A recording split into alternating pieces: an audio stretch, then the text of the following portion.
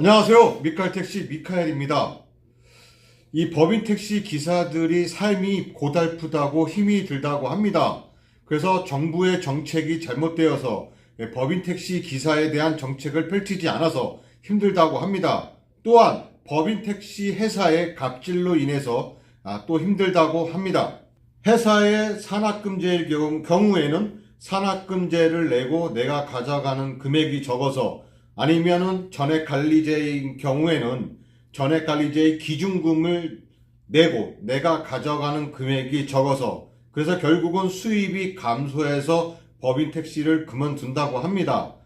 다른 직종으로 많이들 이직을 했습니다. 틀린 말이 아닙니다. 정부의 정책, 법인택시 기사들에 관련된 이런 복지 정책이라든가 어떠한 혜택들이 어떤 준비도 되지 않은 상태에서 시행하려는 것부터가 일단 잘못된 것은 맞습니다. 또한 법인택시 회사의 이 갑질도 맞는 말이죠. 합금이나 기준금을 내고 내 수입이 감소해서 결국은 떠나가는 것도 맞습니다.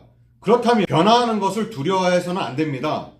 택시 요금이 인상이 되면 산학금이 올라가고 기준금이 올라가서, 그래서 택시 요금 인상을 반대하고, 또 운송비 정가 금지, 이 가스비 정가 금지를 있음에도 불구하고 지금 회사에서 30리터, 40리터 제공하고 그 이상 쓰는 부분을 기사가 부담하게 돼 있습니다. 하지만 그 부담하는 것은 금지되어 있습니다. 불법입니다. 그런데 회사에서 이것을 100% 제공을 한 다음에 한다고 하면, 그러면 그로 인해서 또 산학금이나 기준금이 올라가기 때문에 또한 그것을 또 반대하고, 어쨌거나 어떠한 이유가 기사에게 어떠한 혜택이 돌아간다 하더라도 무조건 산학금이나 기준금이 올라가기 때문에 반대하시는, 이렇게 변화하는 것에 대해서 되게 반대하고 무서워하시고 겁내하시는 분들이 많다는 겁니다. 전액관리제를 찬성하는 편입니다. 전액관리제를 찬성하기 전에,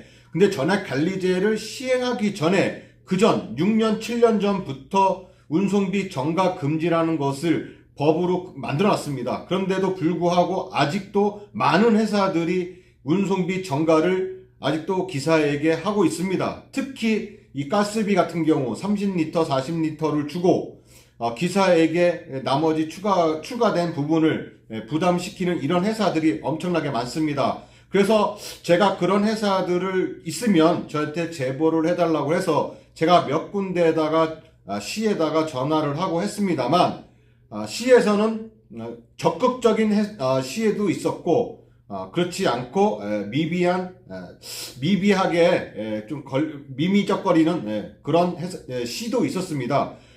시에서 조사를 한다고 해도 회사에서는 어떠한 장부라든가 이런 서류들을 꼼꼼히 다 잘 만들어 놨습니다. 걸리지 않게요. 그렇다면은 기사들의 제보가 절대적으로 필요합니다. 급여 명세표라든가 어떻게 해서든지 가스를 마이너스 시켜서 내가 회사에다가 추가적인 가스비를 냈다는 것을 증명할 수 있는 이런 방법들이 되게 많은데, 그런 것을 원하는 기사가 있는 반면에 그것을 반대하는 기사들이 더 많다는 게 문제인 거죠. 이 운송비 정가, 특히 이 가스비를 기사에게 부담시키는 정가하는 그런 회사들을 찾아내서 어떻게 해서든지 그것을 고쳐보려 노력을 했으나 반대 의견이 훨씬 더 많기에 저 혼자의 힘으로는 안 된다는 것을 알았고요.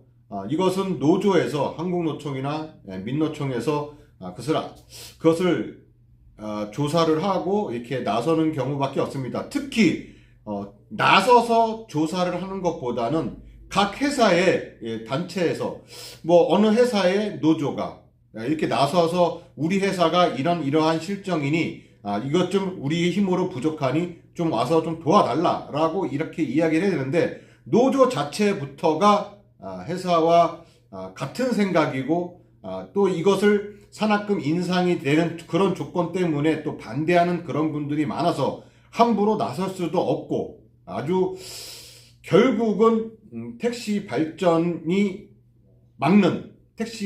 막는 그런 사람들이 정부도 있고 회사도 있지만 우리 기사들 스스로가 앞으로 나갈 발전할 수 있는 그런 미래를 막고 있는 것은 아닌가 싶습니다. 현실에 안주하다 보면요, 결국은 모두 다 망하게 되는 겁니다.